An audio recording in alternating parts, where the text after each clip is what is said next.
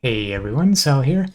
Wanted to make a quick video talking about, I guess, some general character progress, but more specifically as well, the Uul-Netol's Kiss and a particular Foulborn version of it. So in the background, you'll see me running an Uber Elder fight. So yeah, this is one of the smoothest Uber Elder fights I've ever had, and I think one of the few times I've ever done it deathless. I've never really farmed this encounter in particular. Mostly in the past, I've done Uber, Cyrus, and Maven primarily, but anyways. Yeah, take a look at the damage here, and keep in mind that I'm using an Uul-Netol's Kiss for this, which is about a, 600-ish, maybe pushing mid 600s to 700 physical DPS.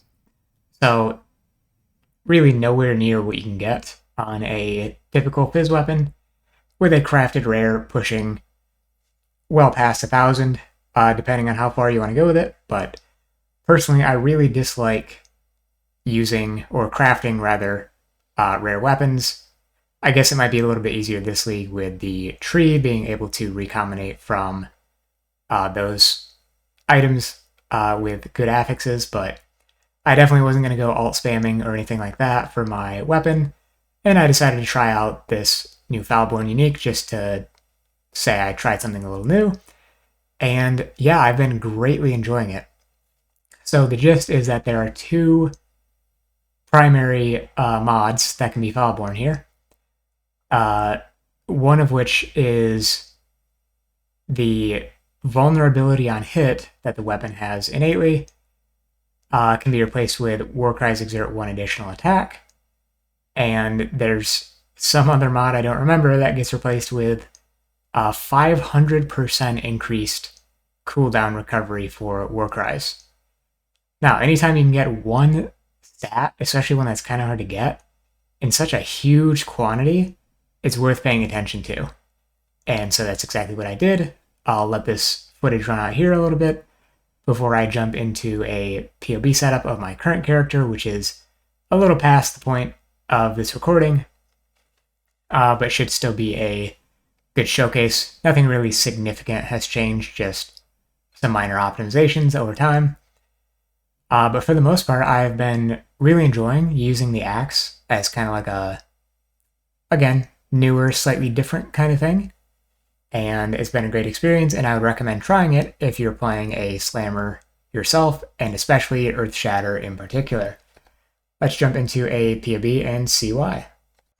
Okay, so this is a rough POB for my current character. Actually, this one might be slightly out of date, but it's good enough for now. And essentially, what's going on here is we can again see that I'm using a Foulborn Uul-Netol's Kiss, 500% increased Warcry cooldown recovery rate, and I play the build very lazily. From start to finish, I've automated all of the Warcries. I've never, outside of a brief period of time where I was using Enduring Cry for bosses, I never manually Warcried for any reason. I could increase my damage by doing so if I wanted to switch to a Herald of Purity setup, but I just can't be bothered. I would prefer a comfier playstyle at the cost of a bit of damage, especially because my damage feels really good at the moment. 4 mil from the initial impact, and if you're in a boss arena that is a circle or otherwise has a lot of edges, you can get a lot of overlaps with each of the spikes, or with all of the spikes, potentially, each of which are 70% as much as this. So 70% of 4 mil is looking pretty solid. It's like 2.8 mil, something like that. So add those all up, looking at like 12 plus million potentially. And I might be forgetting a couple of things in here as well. And I'm not using, well, no. I am using an offensive graft, which is not in my PoE configuration at the moment. So damage is higher than it looks. But the primary thing here is when you're using Earthshatter, you want to be war crying as frequently as possible to detonate your spikes. So oftentimes, that's where a manual war cry comes in handy. And if you aren't as lazy as me, you probably didn't notice as big of a difference as I did when suddenly my war cries are going off every second. So they weren't going off frequently enough before in order to get consistent spike detonation. But now that they're around about a second, that's a lot more easy to manage.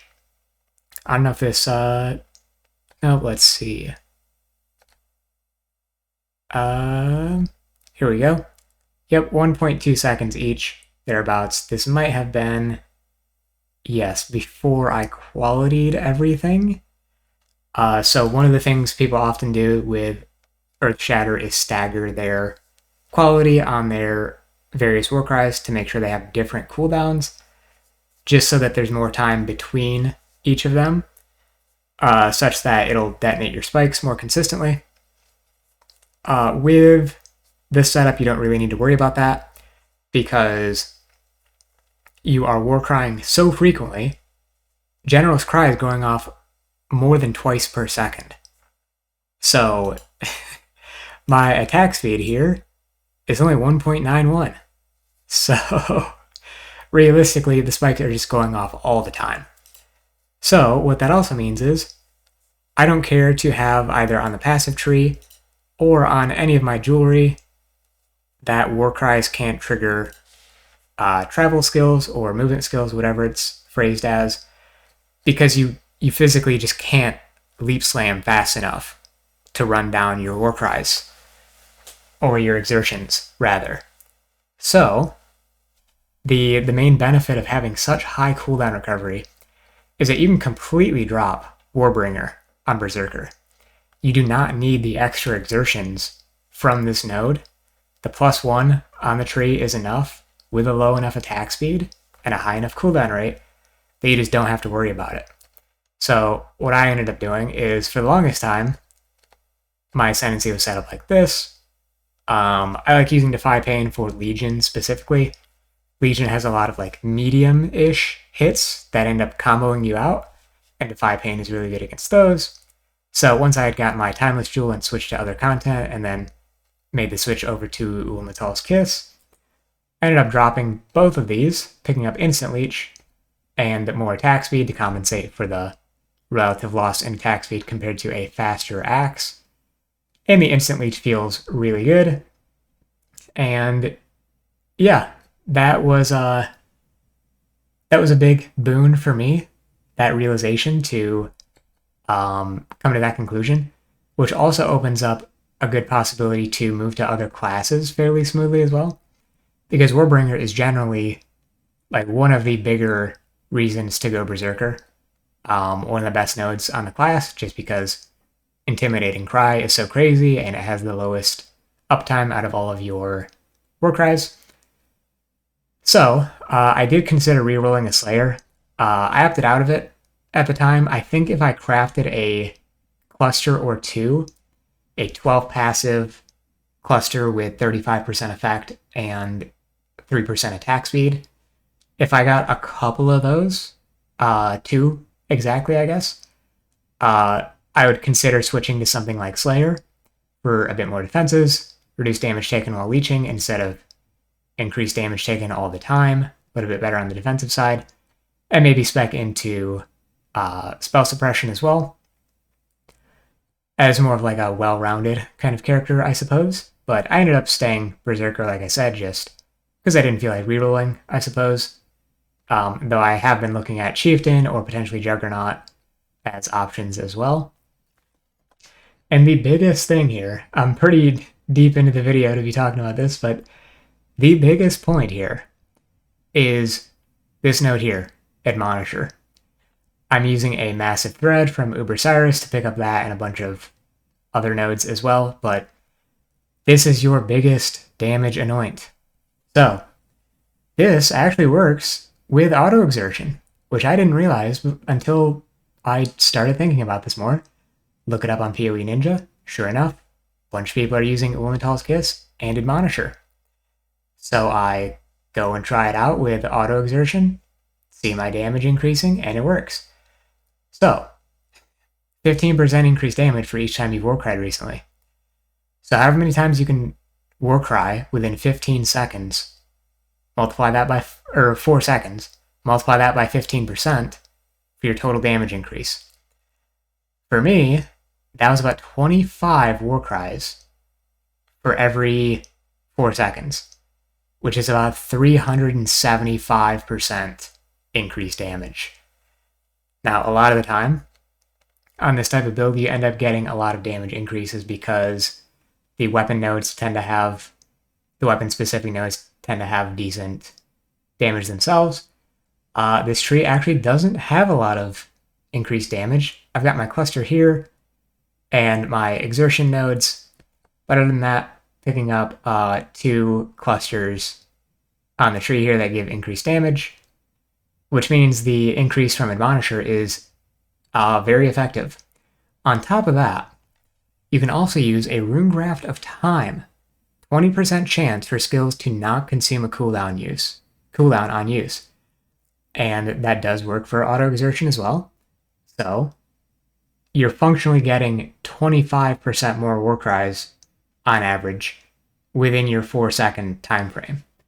So this node, getting me about 5 extra Warcries every 4 seconds, or within a 4-second period of time, equates to about 75% damage.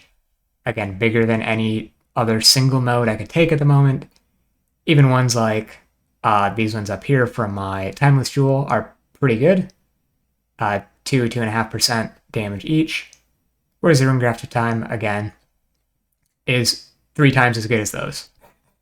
On top of having other benefits for your guard skill and movement skills, etc. So yeah, I think that'll be pretty much it for this video. Don't want to make it too long. I will say I am considering going elemental instead of physical on this. But to do so, I would want to get a double Foulborn kiss, which also removes the curse enemies with vulnerability on hit, and replaces it with 1 extra Warcry. Warcries exert 1 additional attack, same as Measured Fury here. And I think if I went that direction, I might consider going Chieftain, because the low attack time lends itself to Fist of War pretty well in the support here. The infinite buff effect on the node here is great for generating rage. Didn't even talk about that. The rage generation is crazy because you're getting 2 with every Warcry, and you're Warcrying 25 times every 4 seconds. That's over 6 times a second, getting a minimum of about 12 rage per second all the time, which then makes it easier to use Mob Mentality. I have no duration increases for power or charges in general at all, and 100% uptime on all 3 charges, just because, again, you're Warcrying so frequently. So, yep, that about covers it, I think, and just wanted to make a video on this. Point out some of the lesser discussed. I know a couple of people have posted videos about it and raise a little bit of awareness about it, but I wanted to put in my 2 cents and say that, you know, I've taken this through on SSF and down some Uber bosses with it and whatever else. Hope you enjoyed the video. If you have any interesting Foulborn uniques you've come across or happen to fit into your build that may be lesser used, let us know down in the comments and we'll have some discussion about it. Thanks for watching, and I'll see you next time. Peace.